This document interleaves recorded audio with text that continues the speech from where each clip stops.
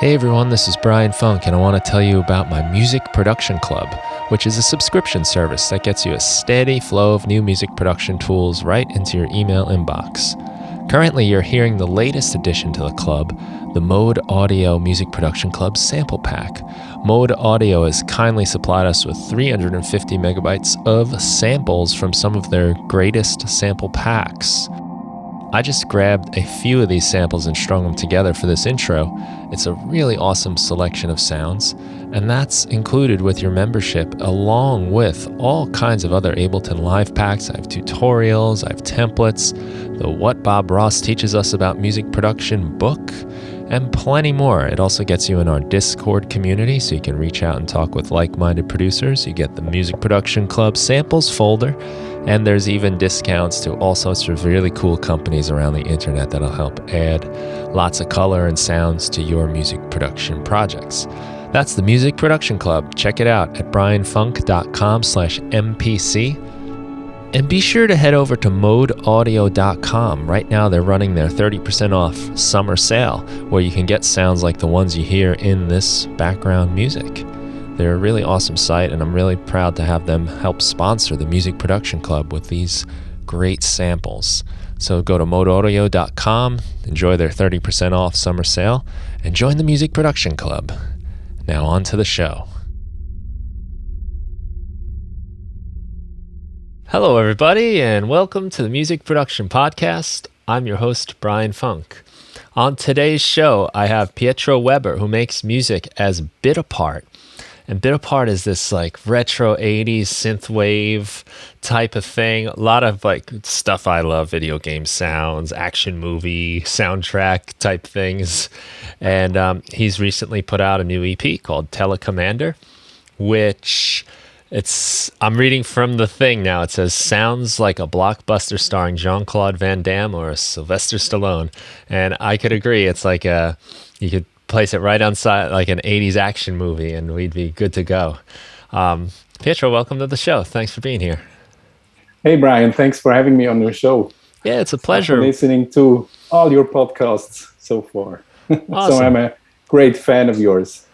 I'm a fan of yours too. We've been following each other online for a while now, and I've always enjoyed what you're doing. It's always like a nice trip down memory lane, that nostalgia thing that you have going on, and just like fun synth music, like almost like rock and roll synth, as if like maybe like electric guitars weren't the basis of rock and roll and synthesizers were. Workout montage music. I love it. It's fun. Thanks. Yeah. So how long have you been doing Bitapart for as a project? I think since 2009, 2010. Around about that. Yeah, I nice. first started recording music when I was 13, 14, but that was a different genre. I was making hip-hop music. Cool. And then I moved on to house music. I tried to make a bit of house music. I wasn't inspired that much, so I had a bit of time where I didn't make any music at all. And then I found the synthwave scene. And I remembered the 80s. Yeah. 13, 14, 15, that seems like the magic age for a lot of people. I was 14 when I first started playing guitar. Okay. And that changed everything from there on out. Yeah. So you started with a guitar, right? Yeah. Okay. Yeah, like rock music, alternative rock was big right then. Like that was, Nirvana and the grunge movement was kind of already had happened, I guess, by then. We're talking like 94. Mm-hmm. So, it was a great time for guitar music because, for one, like if you were into like bands like Nirvana, Green Day, or whatever was happening, Ramones, all that stuff, like was pretty simple music to learn how to play. So it was a great gateway. I think I lucked out on that I could learn how to play songs I liked relatively quickly. It wasn't trying to learn like Eruption by Van Halen. If I would have been a little bit older, that might have been what I wanted to do, and that would have taken a lot longer to get to. Yeah. So yeah, that's how I started. And did you take any lessons, guitar lessons, or? Yeah, I did. I took lessons for probably 5 or 6 years. I learned a lot. Did you like it? Oh yeah. I had a great Really? teacher, Okay. Steve Amon, great teacher, handsome okay. Steve. He was, he was awesome. He was like, he did it in a fun way for us, where we could learn songs, stuff we wanted to learn, and then he'd give us the theory to go along with it. So it made sense. We started to understand how things worked by doing that. Yeah. Because I really didn't like I went to piano lessons when I was like 7 years old until I was 12. But we never played the things you heard on the radio. I wanted to learn, the songs as you did. I heard on the radio, and we were like, you could say, classically trained. We had some music theory, and until this day, I can't really read the notes. So can you read the note? I mean, I can differentiate the C from the D, from an E and F and G, and everything above a G, I have to count the lines. That's the same for me, yeah. I understand how it works. And that I actually learned in like a college class. Yeah. Where I we learned it, but I never used it, and it wasn't relevant. It still isn't relevant to me, honestly. Like, I'm not ever looking at sheet music or presented with sheet music. Yeah, me too. I don't need to write it out for any reason. Yeah. And this maybe was frustrating for my teacher, because he used to play the song for me. And he said, you go home and practice the song. And as I couldn't read the sheet music, I took my tape recorder and went downstairs to our neighbor. She had a piano. So she would play it, I would record it, go upstairs again, listen to it, and practice it by just listening to it. So whenever I made a mistake, I had to start from the beginning. And my piano teacher said, no, start from here. And he would point in the middle of the notes, right? So, and I couldn't do that because I didn't know where I was in the notes. Right. So that was pretty frustrating for him and for me as well. He caught you cheating that way. Yeah. Yeah. I don't know if he realized that I wasn't able to read sheet music, maybe to the end, but I think I got through pretty well. Yeah, well, it's tough when you're a kid. If you're not into that, it can be enough to turn you off to music. For me, I was in 7th grade, which would have made me about like 12 or 13. So right before I started getting into guitar, we had like a general music class, and I hated it. Like, and I wasn't playing any instruments, and it never occurred to me to learn guitar or like a fun instrument in my world, like like in a rock band. I didn't think you were able to just do that. I thought you had to be like selected by some higher power, But I just think of myself then, I was so like ripe for the picking, where I was ready. I didn't know it, but I was ready to be swept away by it. And the formal like class in school that everybody took was almost enough to make me really not care at all or ever get interested in it. Okay. Yeah. Just like I think you want to play music, you want to, but we were like learning like the meter of the song, and it didn't mean anything. And yeah, I remember I hated that class. Yeah, I think you want, as a musician, you want to create different stuff and sounds, and with synthesizers and music. Yeah, I'd probably appreciate it now. Probably if I went through the class now, I'd be like, this is amazing, I love it. But yeah, just at the time, because you're young and you're you know, you don't have the patience for that kind of stuff. You Yes, might not you see may the have value to, in it either. yeah, you have to try different things, right? So you choose your thing, I think. So what were you using to make hip hop music back in those days?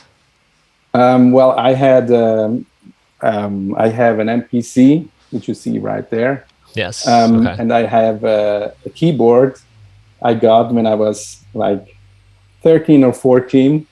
Um, it's a bit of a fun story because it cost like $5,000, and when I always we went to the mall with my parents. There was this music store, and there was this keyboard, and it was like the best of the best, which had like, you know, MIDI, floppy disk, 16-track sequencer. It had everything you had to have for making or recording music.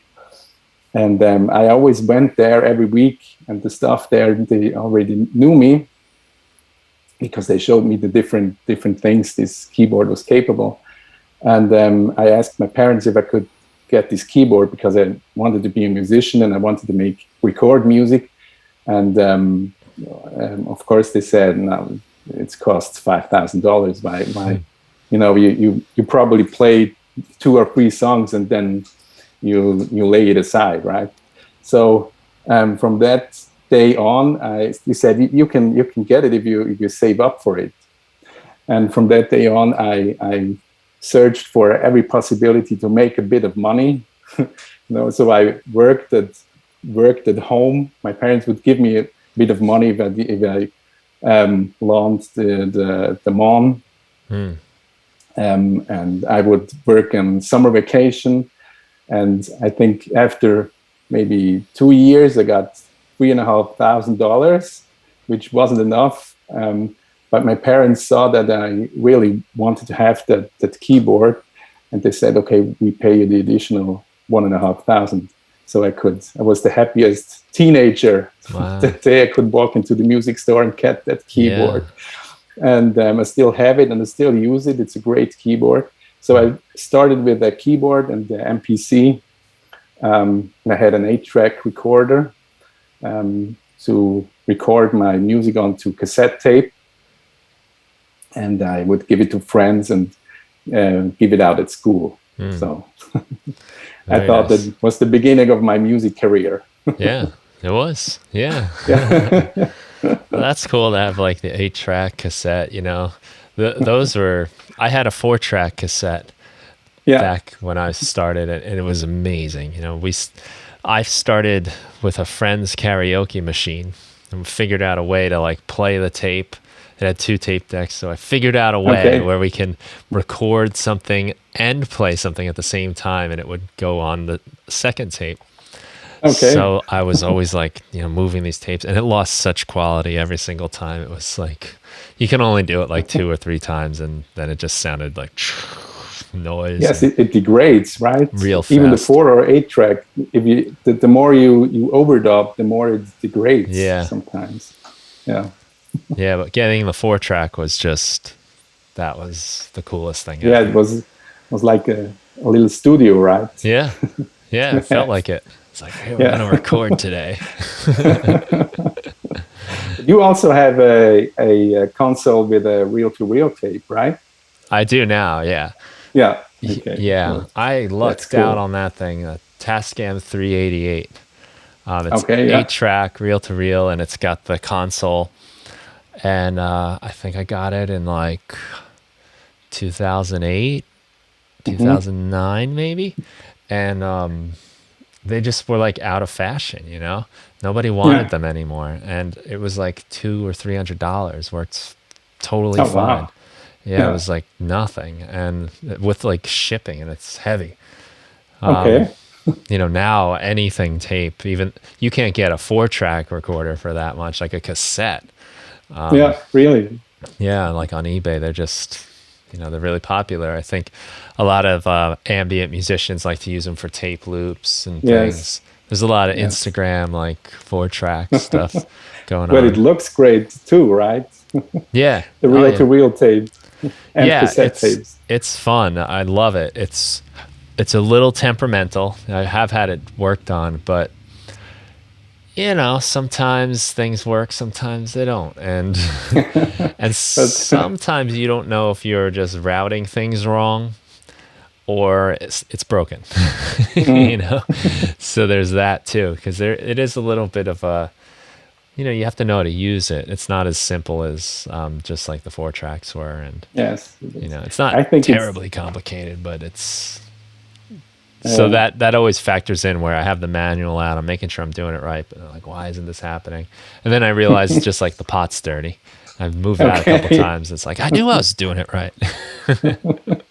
But I think it's funny that there's also reel-to-reel and cassette tape plugins Hmm. for software plugins, Yeah. because in the digital age, when everything digital came up, they told us that this is the next thing, and you have to have this. And now we are trying to getting our music more, you could say, degraded Yep. or less digital because it's so polished. And I think there are great plugins for the real as a reel-to-reel emulation. Hmm. Yeah.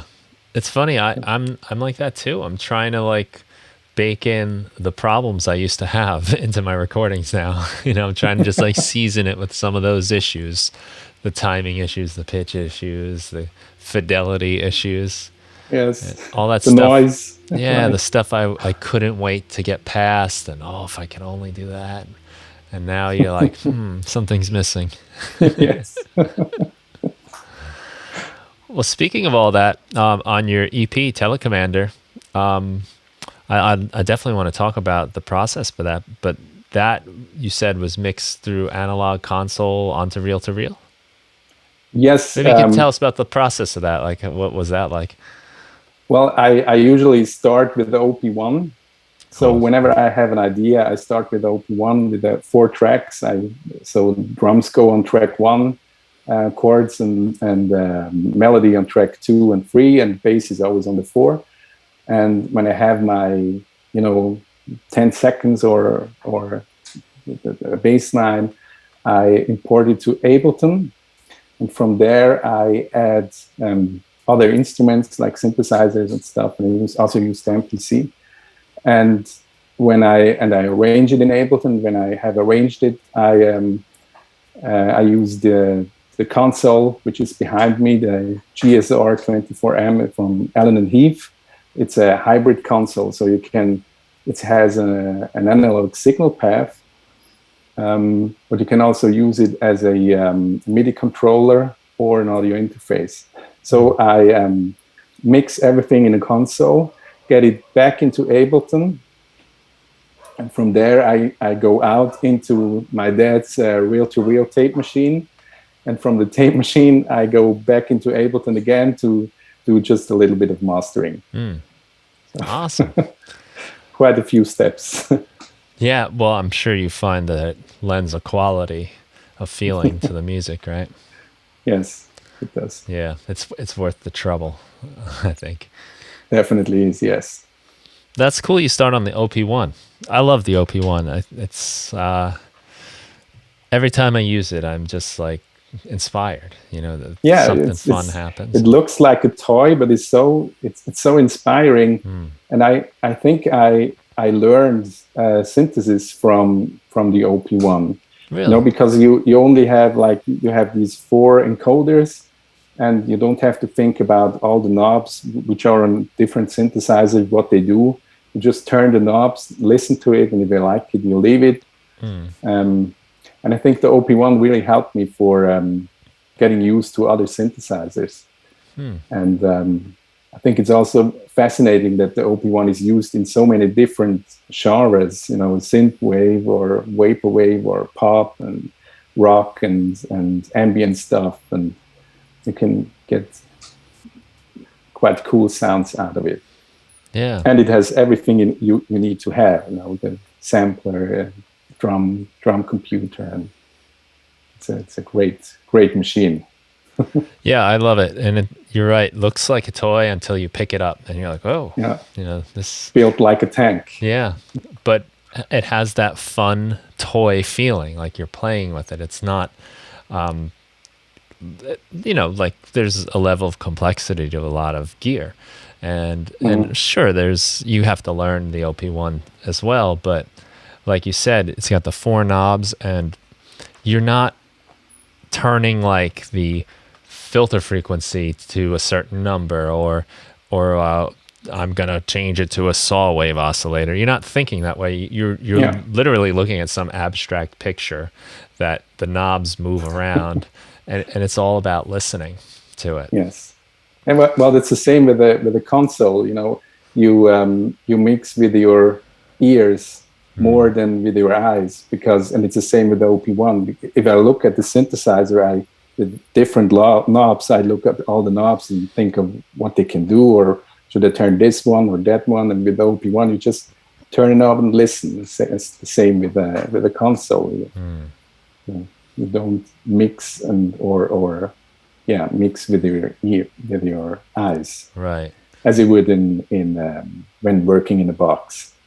Yeah, the visual stuff is extremely helpful to see and to know what you're doing. But yeah, sometimes we can be like, well, I really should do this because it doesn't look right. And yeah, I've ruined tracks that way. Yeah, me too. Yeah. Like to make it looks right, but it sounds something's wrong. Do you mix on the console as well, or do you do everything in the box? No, it's in the box. Okay.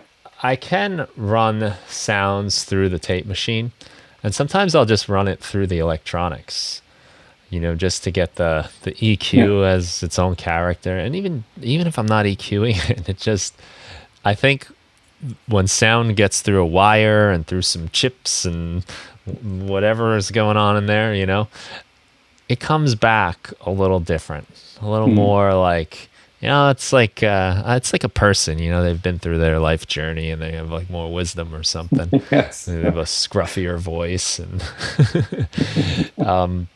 there's something about that I like. But no, I don't really use that for the mixing. I will sometimes mix like a track to 2 tracks, to mix a song to 2 tracks. And I'm going to experiment though with mixing like some groups to it, where I'll record drums on tracks 1 and 2, bass on 3, and vocals on this and that, just to see how it feels if I then mix those groups. Okay. I like the idea of like the summing aspect, where it'll sort of like prevent me from over mixing, because you can always go back, right? You can always go back. You can always fix. But if I then commit all my guitar tracks, say there's half a dozen guitars, to 2 tracks or even 1 track, that's the mix. And then I just have to put that in context with the other stuff.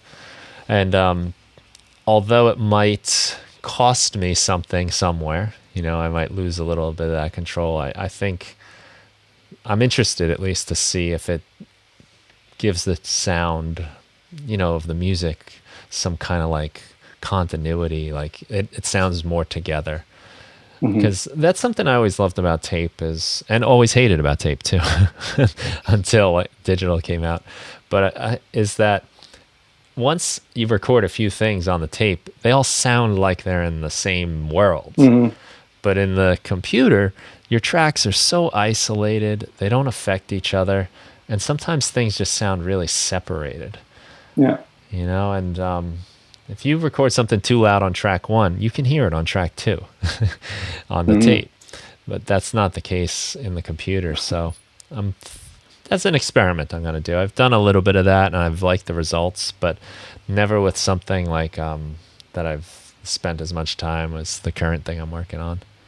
So we'll see. It might ruin everything. It might. But it'd be great as well. Yeah, that's part of the fun. It's part of the thrill, right? And then you listen to the 2 tracks and you try to see if you can even tell the difference. Yes. Well, that's the thing I like as well. Working with outboard gear, so that you can't go always, because working in the box means, as you said, you can always go back, and you can go back like 100 steps, right? So it's a way of committing, Yes. right? So working with outboard gear or even with effects, and you can't bring that back, and maybe that's good as well, because you have to commit yourself. You can't just work on your drum snare or for like 2 days or whatever. Mm-hmm. Yeah, I know. I'm already doing that, right? Like so I'm recording with friends of mine, a little 3-piece rock band, and working on songs, and I've done like produced the drums a bit, and then I listen back and I do a little more, and then I take some of the effects off another day and put them back in a different order. You're just always fooling around with it. And sometimes I think as a way to avoid moving forward, subconsciously, like it's risky to like record a new part, to go to the vocals, say. That's probably the thing I'm starting to put off now, just out of like fear of them, so I can still feel like I'm doing something if I like, I'll try to EQ the snare drum for a little while and see if I can make that work a little better. You're really like avoiding moving forward. Yes, yeah, it's true. That's a definite advantage of like how you work, with the. Well, it's an advantage, and it also can be a disadvantage, because if you work with outboard gear, you have to like finish your project before moving on, or you have to make a picture of your settings on the console. You can do that, and it takes you maybe 5 or 10 minutes to restore it, but or to recall it. But it's always a bit difficult. So you have to, working this way, you have to commit yourself, and you have to try to move on and not always stay on the same track. I was using ADAT machines for a little while. Oh. The VHS, they're literally VHS tapes, the digital recording format that they had. But I had a Tascam Mixer. It actually looks a lot like this Tascam reel-to-reel I had, the same like, visual look and, colors and stuff. And it was the same thing, like you said, like you load up your song in your ADAT tapes, and your mixing board is just wherever you left it, right? So like you have to go through mixing it every time you open the track and figuring out where everything is, and it's always changing because of that. And the actual mix was always like a performance, and I missed that a little bit, because like I used to have a notebook, and there were like 2 things that I'd put in this notebook. It was the instructions for my mix, like, okay, in 20 seconds, fade this one up, fade that one down, turn this here, add reverb or something. And then it was all this like math where I'd figured out like cutting and pasting, and like punching in and all of that kind of insanely difficult, but at the time felt like really cool futuristic stuff. So I always had a calculator, and I'm like, all right, so figuring out like how long is a loop of this song, so I can patch this part here where I messed up. But the mixing was a performance, and like you'd get sometimes all the way to the end and mess up on the fade out and be like, oh, I got to do that whole thing again. It's not like you just fix that part like we do now in the computer. Yeah, it's like the old days, right? So in the old days, there were maybe 2 or 3 mixing engineers, where they had someone's doing the fade in, fade out, someone's doing the soloing, muting. Right. Yeah. I can remember doing that with like bands. So, we'd be like, okay, your job is to hit mute, and your job. And there'd be a few of us standing around the board trying to figure it out and get it right. But I'm glad I went through that. Like if I would have maybe just started with a computer, I think I don't know if I'd have the same appreciation for it. And I think it helps you understand like why things are in the way they are on the computer too. That the software and the visual layout, it's all like this metaphor for the old gear.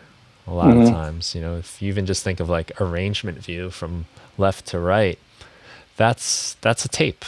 That's what the Yeah. tape was, right? And so you kind of like rewinding and picking the spots. I always loved that live. This was like the first to like abandon that with the session view. You didn't have to think left to right tape, and Yeah, that opened a lot that's of what I doors for like me. too Yeah. on Ableton, because you can have the loops. You don't have to have the song already figured it out and the arrangement. You can maybe play in 2 or 3 different bass lines and a melody, but it's also a bit difficult not to stay in the loop, right? Because then you listen to the loop over and over again and it sounds great, but you didn't really progress on the song. Yeah. But I love Ableton for that as well. So Yeah. I think in Logic only has this arrangement view, right? Or even Garage Well, Bands. actually, I think both of them now have, and I don't know what they call it exactly. I'll have to look. I haven't really investigated that side of Logic or GarageBand, but it has something like a session view, a like kind of loop view, where Okay. similar idea from what I can Yeah. gather. Yeah. I think this like concept is starting to. It's in Digital Performer as well. Bitwig, of course. So it's showing up, and I'm with you though. I love it. It's great for like when I have a few ideas, and then I can kind of jam on the arrangement. Like that's like something I'm Yes. playing around with and getting a feel for like where it naturally wants to go. But I think it's a good idea to get to arrangement as soon As as you soon as can. possible. Yeah. Yeah. Because if you spend too long fooling around with different ideas, it's like the song becomes like a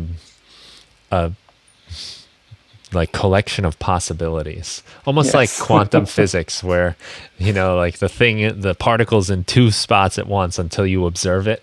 Like your song it could be anywhere. It's random. It's just, but Yeah. once you put it in arrangement, then you can kind of start finalizing. I think that's important, and Yes. that's committing again.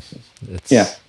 It's making decisions is the name of the game here. Just saying, okay, we're doing this, and that's that. For better or for worse. Yes. So maybe you can tell us a little bit about the new EP, Telecommander. The concept is cool, and just how you went about doing it. Yeah, well, usually I already have some songs, and then I'm searching for a title for the EP or for an album. But this time I had the idea came on a discussion because I was discussing with my colleagues about the different names for the TV remote control, and there are many different names for the remote control. I'm sure in English as well. And one of my colleagues said she grew up in a French speaking household, and she said she'd call it Telecommand, as a Telecommand. And I thought this really sounded cool, and I added the Commander to be in the 80s movies realm. So it became Telecommander, and then I started to make an intro track, which also had the movie voiceover guy telling a bit of the story, and different tracks which are inspired by 80s movies and TV shows. So. That's fun, and I like that you're kind of what you're getting at is like keeping an open ear, an open mind to inspiration. Yes. So you said you were talking with like some coworkers, colleagues, and so you're not in the music making, environment at that point, right? No, not at all. So you're catching like the wave of inspiration. I think that's just so important. It's like good for you for like being aware and Yes. you know, keeping that open mind, because you have to, I think you really have to like always be looking out. I try to do it myself as best I can. If I hear sometimes it's just like a turn of phrase, kind of like you, like Telecommander, like, oh, that's so cool. It sounds really important, you know. Yes. But if like somebody just says something in a funny way, write that down, you know, put it in your phone or whatever you do, just because you're gonna then one day be sitting trying to make music, and maybe you don't have the idea, and that's something you can turn to, and that might be Mm. exactly the spark you need. Yes, I have a notebook as well where I write down, even if it's just a scenery or a feeling or, inspiration can come. You have, as you said, you have to have an open mind and open eyes and Mm. ears, because it can come from a conversation or a picture or a movie, or, for me, it often comes from movie scenes where I like to, maybe I don't like the sound they put over the scene, or maybe it inspires me to do something else and to give it another meaning. And I often, when I compose and when I'm inspired by a movie scene, I mute the tone from the movie scene, and then I try to compose something different. So Mm. that's sometimes my inspiration. Mm. So Yeah. inspiration isn't always that lightning strike, right? Right. Yeah, I think that's rare, honestly. The like, oh, I have an idea. I think that's a little rare, and if we're sitting around waiting for that to happen, we'll never do anything. Yes. You have to manufacture it, you have to hunt it, you have to find it. Yeah. Yeah, as you said in one of your podcasts, you have to offer to the muse, right? So you have to, or to show up, to sit on your synthesizer or on your instrument to, and maybe just play along with another song, or play with their friends, or because otherwise I think it may happen. It happened to me as well. So if you're just sitting on the couch and I think, that would be a great idea, would be a melody comes in mind, or a bass line or whatever, but it's definitely rare. Yeah. I'm a big So, believer of that, and I need to follow it more, of course, you know. But if generally, I'm not going to be like that inspired. Yeah, it comes. I get the feeling. I hear a song, I listen to something, or like you, maybe it's a conversation, something sparks. But when I have the chance to work, generally, I have to start doing something and then find inspiration. mhm. And it can be anything, but I do like playing my guitar. I like playing synths. I like making little beats and whatever it is. If I just do that long enough, I usually find something that gets me excited. But sometimes that does mean a bit of time, kind of like faking it or forcing it, Mhm. where you're struggling with it a little bit, but you have to be there. You have to be holding the lightning rod on the mountain to get struck by the Yes. lightning bolt. You Yes, can't be on the definitely. couch waiting for it. You got to go out there into the storm a little. Yeah. Have you looked at the Archilect? That website I I haven't sent had a you. chance. Yeah, tell me about that. That Well, was it's it. it's a program. It's an AI.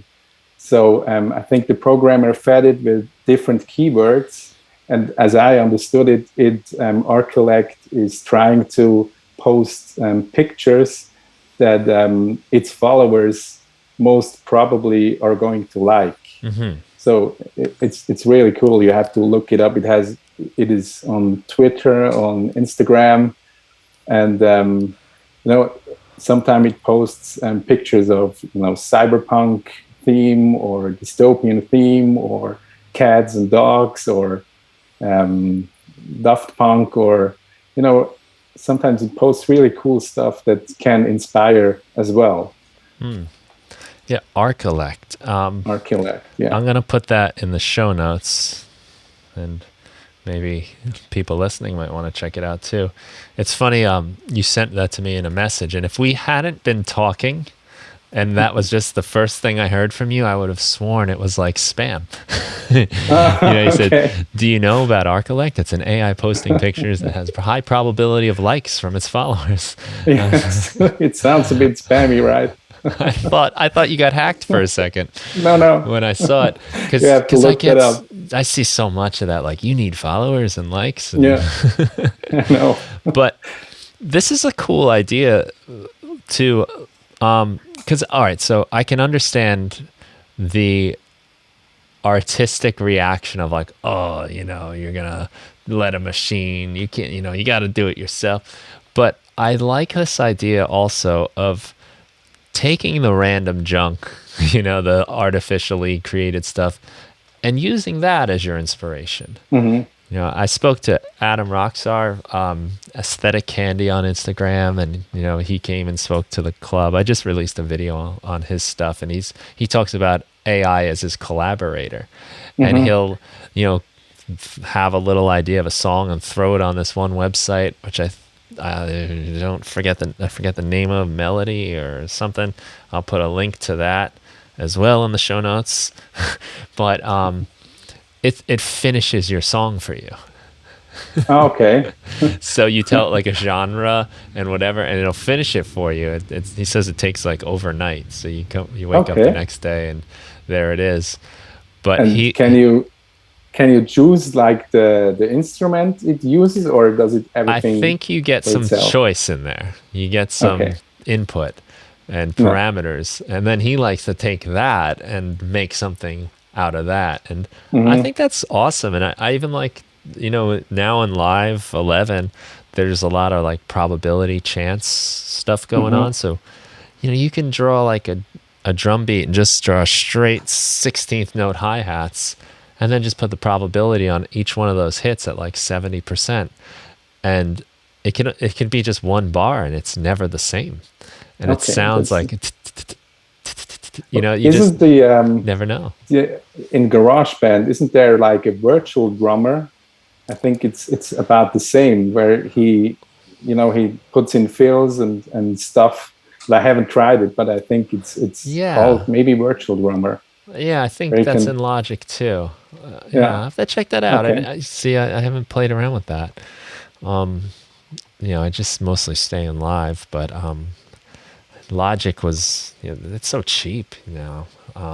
So I've got a copy, and I use it once in a while when I want to be like sort of confused, and you know, I used to use Logic probably a little over 10 years ago now. I started using Live and just kind of forgot about it. Yeah, I me just too. fell into home with it, but I Yeah. really did enjoy it. There was a lot of cool stuff in it, and Well, I it's only think improved. yeah, I think Logic and Cubase for me, as when I first tried it, I tried Logic, Cubase, and then I went to Live. Logic and Cubase is a bit too difficult to start with, in my Hmm. opinion, because maybe because of the session view in Live, it's for me it's more easy to start with a song Right. than starting with the arrangement Hmm. already. So Yeah, I I did always kind of feel, and I think Logic has really evolved beyond this a bit. But I was using Pro Tools originally because that's all, the that's what all the pros use, right? yeah, I wanted to be a pro. That was the only thing I knew about. I want to record on my computer, and I had heard the word Pro Tools. It's just like you hear Kleenex or Jello or Yeah. Xerox, these like brands that become the name of the thing they do. That was Pro Tools. Probably still is to most, people that aren't producers. But yeah, I felt like that was more for like the engineer, Mm. the person that's used to the board and the desk, Mm. whereas Live was more for the composer, the creative, the songwriter, Mm. and I guess the performer, really.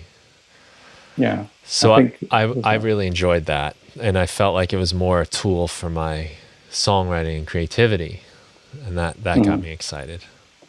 Where in Logic and Pro Tools, I had to have the song already. Yes, you I had to already know what I had to was have the doing. song. Yeah. Yeah, it's like already recording on tape, right? So Yeah. you don't And have I to will figure it all say out. the other side of that coin is I would usually make songs a little more like fully before I went to the recording process. Okay. Whereas now I don't have any idea what I'm going to do and I'm already like recording. You know what I mean? It's like, how are you recording? You don't even know what you're recording. But that's also the fun of it too. So, Yeah, and I yeah. think it also sparks like creativity, right? So Yeah. you don't have to always have something already figured out or in mind. You just can maybe play a melody or play around with something, with an idea. And I think for that, Logic is not Logic. Ableton is a pretty good program. Yep. Yeah. I that's where I spend my time, obviously. So yeah, the Telecommander EP. I love the way. So just this one idea of you hearing this word really gave you pretty much the whole concept, right? Yes, For the entire the album.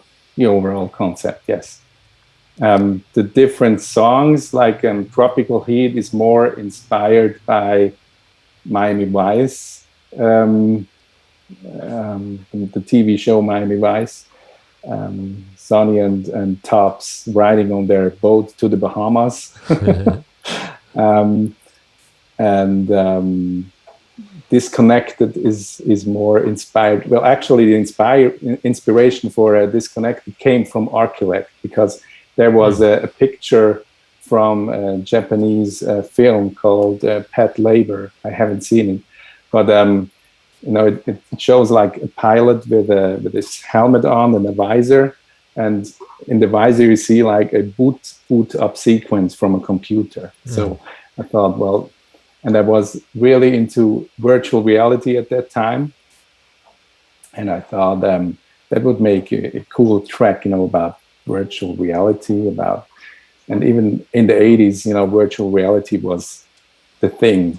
They they told you that's the next thing, Yeah. right? And yeah, and Disconnected, I think, has been just written on the OP1. I may have used one other synthesizer, but I think almost everything is on the OP1. All the sounds you hear there. That's cool. So I have to listen to yeah, it again with that in mind. yes. Even the harsh in the beginning, there's the harsh bass line. That's from the I can't remember the engine, but the Mosaic. Is it DNA Oh, or yeah. DNA is yeah? pretty So harsh. yeah, so you hear that that's from the DNA synth engine. Oh, good for you for finding a way to use that one. Yeah. Because that one like turns to chaos real fast. Yes. But I thought it sounds so cool. It's like when you put on your virtual reality, a helmet, and that you're in that cool world. It has to be like a bit Yeah. harsh. Right. Yeah, the So virtual reality in the 80s was a lot different. It kind of like went out of fashion for a little while, but now it's back. yeah, And now it's like, whoa, I have you think, tried it? yeah, I have tried it a few different times. My nephews, they got an Oculus. Oh, okay. And yeah, I didn't know what I was doing. It was some Star Wars thing where these like blocks are flying at me and I have to chop them with a lightsaber. But it was like, I'm in this thing now, like I'm here. Yeah, it's pretty cool. Yeah, it is like, it's funny when you take it off and you're still in the room you were in before. You kind of feel Yes. like you went on some kind of weird journey.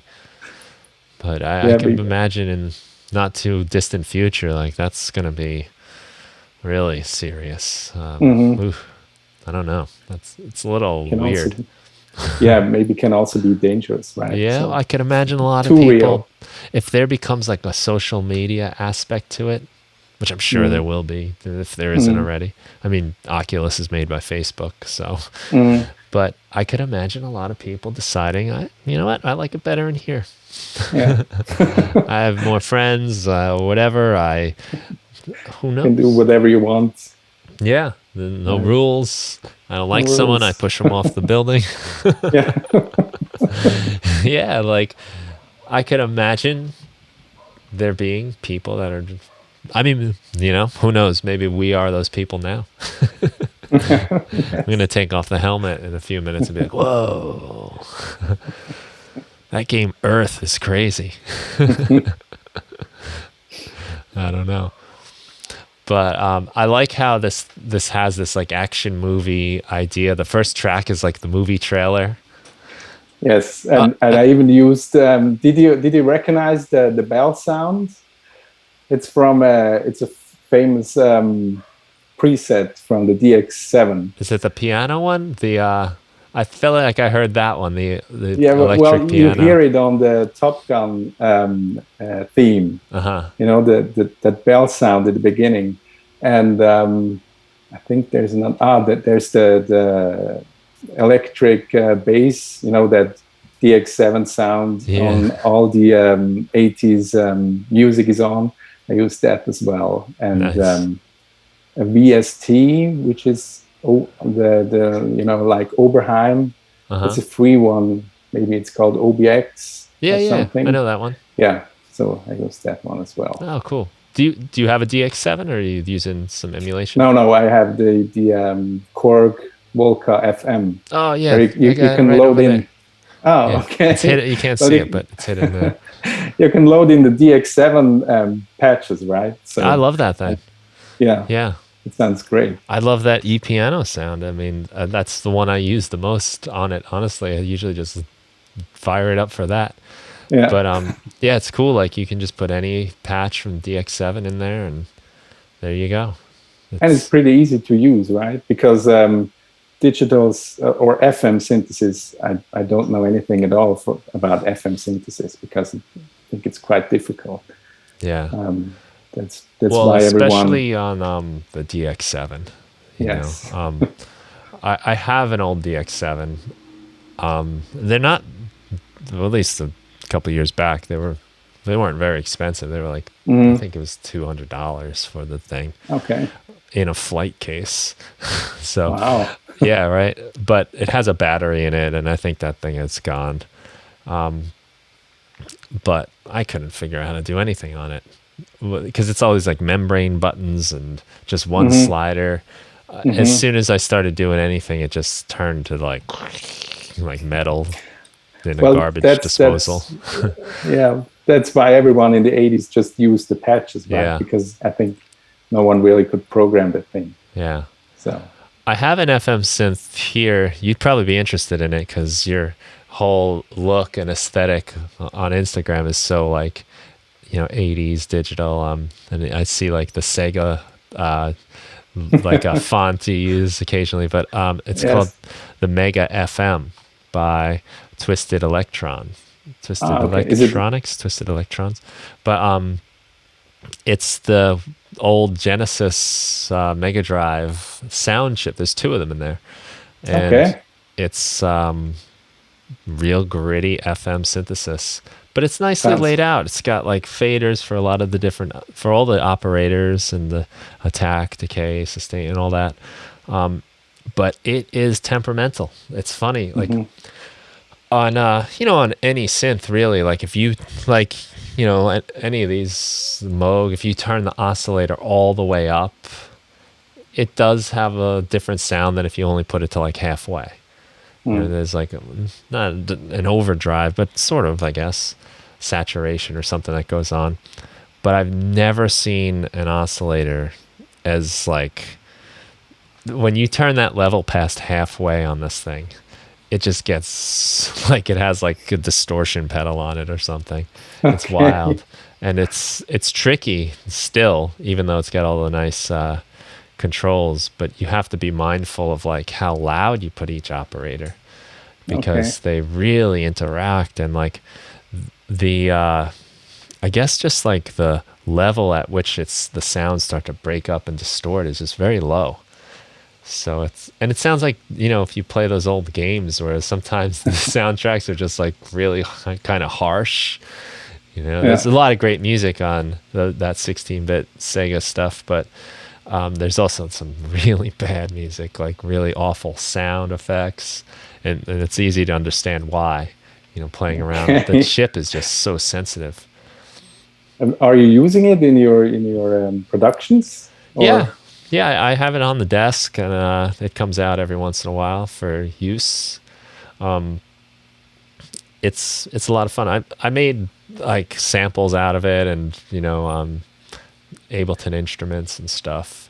Hmm? But it's fun.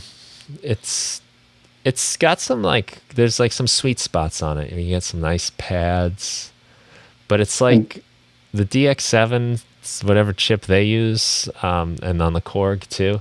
It's a lot softer and smoother. Where this is okay. like renegade punk rock FM synthesis. It's cool. It's fun. Like I don't have anything that Sounds, sounds like it. yeah, sounds great. Yeah, it's a good Were piece. you a Sega kid or a Nintendo kid back in Um, the days? well, at first, I had the regular Nintendo, the NES. So it was Nintendo. Then when the Genesis came out, not long after that, I became a Genesis kid. And then Super Nintendo came along, and that was like, that So was you fun too. switched. A little bit of switching happened. I mean, I was never like, I don't think so. I don't think I was like, I just liked playing video games. So, Mm. it didn't like have, I think that happens, you get like loyal, like for whichever one you have. So, yeah, the one I had was the one that I was like, yeah, this is the best. Yeah. But now you can play any of them. They're all fun. Yes, on an emulator, Yeah. right? How about you? I was a Nintendo kid. Hmm. I was Nintendo all the way. Nice. A friend of mine had, I think the Genesis is in Europe. It's called Mega Drive. Right. So he had one. And I liked it as well, but I always stayed with Nintendo. Yeah. I don't know why. Well, yeah, there was some like back and forth because Nintendo came out with Street Fighter first, and that was, one of my favorite games. But then they came out with the Mortal Kombat game on all of the systems, but only the Genesis had the blood. Okay. Nintendo like replaced it with sweat. So instead of like Yes, I bloodying them up, remember. it Or was, or slime? You just was it green or blue or I think it I was can't remember. supposed to be sweat. Okay. Like they'd just be pouring sweat, would just look Yeah. ridiculous. I guess the blood was just as ridiculous if you think about it. Yeah, yeah. It was a No one has that brutal much game, right? blood or sweat. No.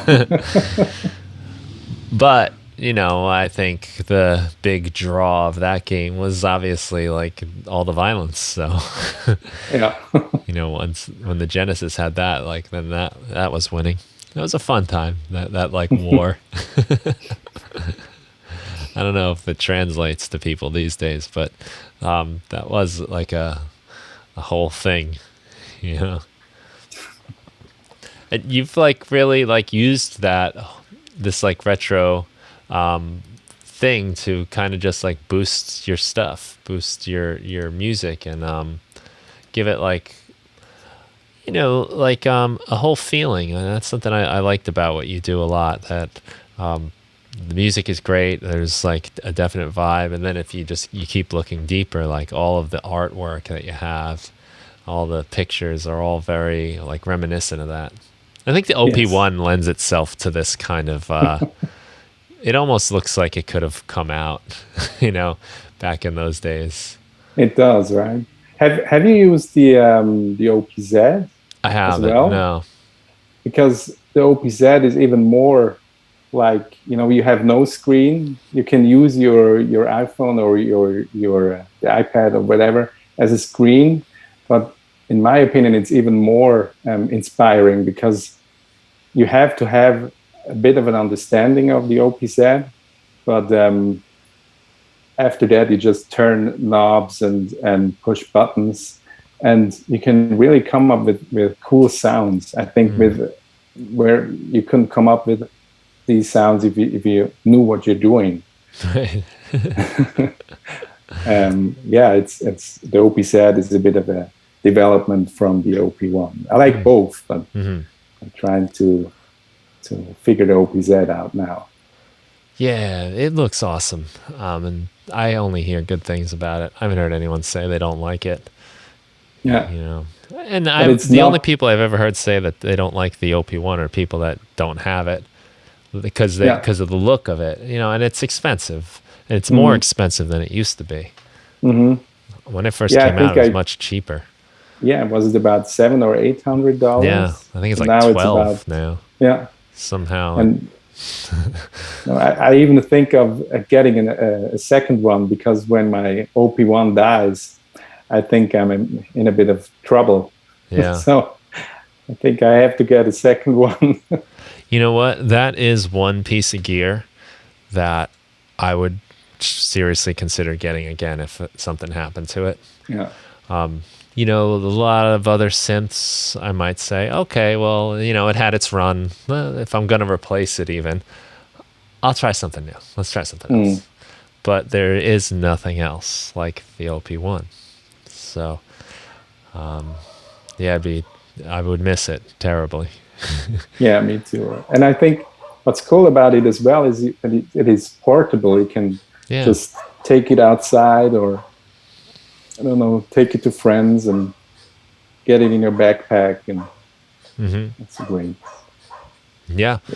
One of the first times I used it when I first got it, I had it at the park. I was sitting by like a little like stream, just playing around with it, recording. It was great. It was so fun. And it's got that 4-track, and I use that just to record like guitars and voices. You know, I like plugging in like just like a SM57 into it, and you know, it's a little bit better quality mic, and using it like just a 4-track, but it's not plugged into anything, so you can just walk around with it and go record this, record that, and it's great fun. It really is. Yes, it is. Yeah. And they keep updating it. They just recently updated it with yes, you can USB use it as a you can use cool it. I haven't tried it. Yeah, I haven't tried it either. No. No, I have the firmware on the computer now in the downloads folder ready to go. But I don't like to update, because then I think I have to save all my patches, right? Yeah? Because maybe, I don't know, maybe it overwrites everything. Could be. I'm not so... I know I still have a lot of my old patches on there. But I'm kind of like... well, I don't know what's the word, but I don't like hold on to them too dearly. You know, some of the sampled ones I do export to the computer, but you know, it's kind of like you said, you just open it, you start turning knobs, and so I never got too far in like making my own presets and storing them like off the thing. Usually it's just whatever it's very limited on how many presets you can store, so I just whatever room I have I just use. And but it's the fact that they're still updating it is super awesome. Yeah, it's great. And have you used the pocket operators as well? Yeah, I have a few of those. I think they're really cool. I don't use them a lot though. I just don't really use them much. They've kind of been sitting around for a little while. I think they're awesome and they're a lot of fun. Yes, they're great. I used I had a project where a guy wanted to make a video game, you know, a top-down space ship shooter. And I used the arcade and the robot to make the sounds for it. So they are great for chiptune sounds, robot and arcade. Is robot the red one? Yeah. With that you can play? With the arm. Yeah, so that one has like the glide button, right? Yes. Yes, that one's fun for like. I mean, you only have a few notes really, but Mm, the fact that you get that little vibrato button and the little glide. I love it. That one is you can actually perform on it instead of just making mm, sequences, which is pretty cool. yeah, it's great. Yeah, I should bust those out. I did a lot of sampling of it, so a lot of times I'll just use from the pack I made. I'll just kind of use the sounds, Yeah. but they're cool. They're definitely pretty. I mean, again, it's like fits in your hand. Take it wherever you want. Yeah, they come up with great stuff. I Yeah, wonder what's the next project they're right. working on. Yeah, I'm a big fan of them. They're fun because they're not just doing what everyone else does, and Mm. you never know what you're gonna get. And they got that like weird radio that they came out with the Oh yeah, OB4. speaker radio. Yeah, like loops things. I don't even completely understand it, but it's just I don't want everything they make necessarily, Yeah. but I'm glad they're doing it. Like Mm. just quirky, unusual things because there's so many, you know, even some of the synths that come out are amazing, but they're still only stuff we've already had or it's already been done. Mm. There's minor changes, but something like OP1 and OPZ that's Yeah. just a whole other world. Changes everything. Yeah, I think it's important to have companies like that are taking risks. Mm. It's one of the things I love about that Mega FM Twisted Electrons. Like that, that's a really cool, very like it's got so much character, and Mm. it's not as wide a audience as a lot of other things. Like the boutique makers are cool like that. Like Mm. so, I'm always happy to see like people just trying weird stuff. So yeah, the album's great. I love that it's like got the movie theme, starts with the trailer. I wanted to ask you, did you do the voice for the trailer? Is that you? No, no, these are samples. I found a Oh, sample really? library from different movie voiceover guys, and I And you think it's pieced the it together? voice. Yeah, I pieced it together. I think it's the voice of what's his name, Don LaFontaine, right? Uh-huh. So he's the movie The voiceover guy, guy. yeah. Yeah, Yeah, I and saw something about him a while back and yeah, he's talking like it, in the interview he's like this yeah, summer. I mean, yeah. and he's in every commercial. It's insane. Yes, he is. He just has Well, that voice. yeah, and that's something that was in the 80s, in the on the VHS tapes or even in cinema, you always had the movie voiceover guy. But in today's films, I think I hardly heard him anymore. Hmm. So we need to have more movie voiceover guys. Yeah. Yeah, I thought that was cool that you did that. It's Yeah. like this summer. Yeah, it's a sample pack. You have different phrases you can choose That's from. so cool. And yeah, it's fun. It fits the music perfectly. It's a great opener. And that's what's cool. Like you got the idea, you saw the concept, and then you fill it out. You put Mm. it together from there, and having that, I'm sure, right? Like having that like guiding principle, that guiding concept must really have helped you get the work done. Yes, it does. But um, it's the overall concept, and but also the different songs have like different it pieces together, but the different songs then have different inspirations, right? Hmm. But it's yeah, sometimes it's also difficult to have to stay in that overall theme. Right. Well, it's like a movie, right? They have different scenes, different parts. You got your scene of riding your speedboat to the Bahamas, and then you Yes. got your workout montage where you're training to go back and revenge yourself, avenge yourself.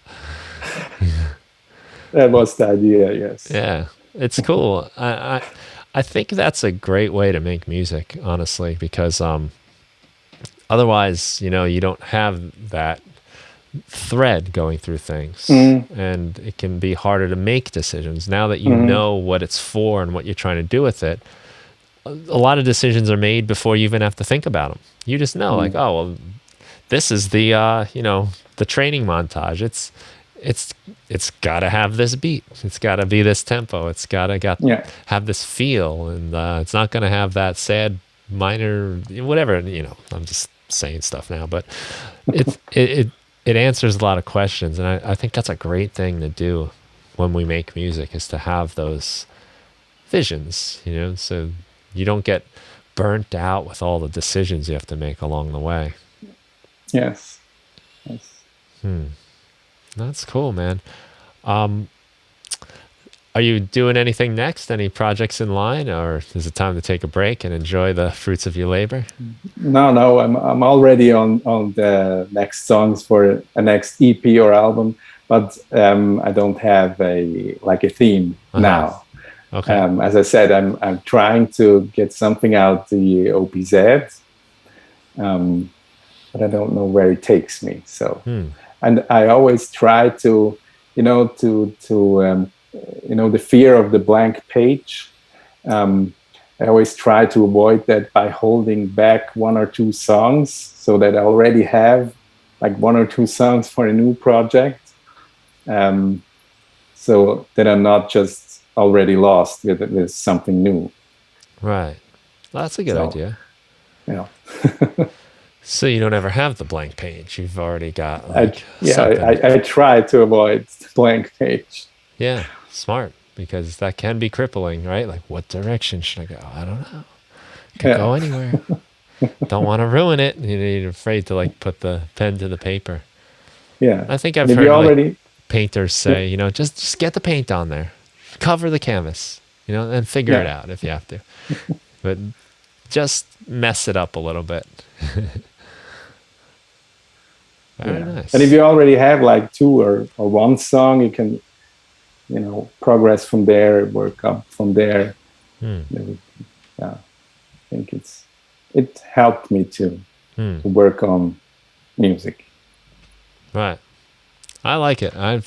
Anytime I've done it, it's helped a lot. Just having that vision. Just have something ready to go. Sometimes it takes finding a song that shows you the path a little bit. And it's like, oh, this is the direction I want to go in. I like what I got here. Yeah. Well, nice. I look forward to that. I know that's going to be cool. I mean, I've enjoyed everything else you've done, so. Thank you. I'm sure you've got something cool in store. I would definitely encourage anyone listening to check out Bitapart. It's all one word. And you can find it on Instagram, just /Bitapart, which is nice and easy. You're on SoundCloud, you're on Bandcamp as well. Yes. Is there any place in particular maybe that I didn't mention that you like to send people to check out your stuff? Well, I think I'm most active on Instagram. I'm on Twitter as well. And some of my songs are on Spotify. Telecommander is going to be there as well, but I try to hold it a bit back. But I think Instagram is the best place to check out my stuff. I think you've done a nice job in creating the world for your music on Instagram. There seems to be no filler. It's not like you're buying new shoes or anything. Everything is in line with what you're doing, and I think that's clever and smart, and it helps create this whole feeling and vibe, and I love it. I think you're doing great work. Thank you. Well, sometimes it's hard to come up with new stuff to post, right? Yeah. So I try to stay in that realm. Nice. I think you're doing an awesome job. Thank you so much for sitting down, taking the time to talk. It's been a lot of fun. Thanks for having me, Brian. You make me want to make music myself, and that's a gift. Great. Yeah. So I inspired you, right? Yeah, absolutely. I love it. I appreciate it so much. So we could work on Telecommander too. Yeah, there has to be a sequel, right? The sequel. Bigger, better. Yeah. Right. Awesome. Okay. All right, everyone. So yeah, go check out Instagram.com/bitapart, Bitapart. And from there, it'll kind of take you everywhere. But it's a lot of fun stuff, especially if you're into like that retro 80s, early 90s thing and synthwave and all that good stuff. Lots of fun to be had there. Thank you very much. Thank you, Pietro, and thank you, everyone, for listening. Thanks for having me, Brian.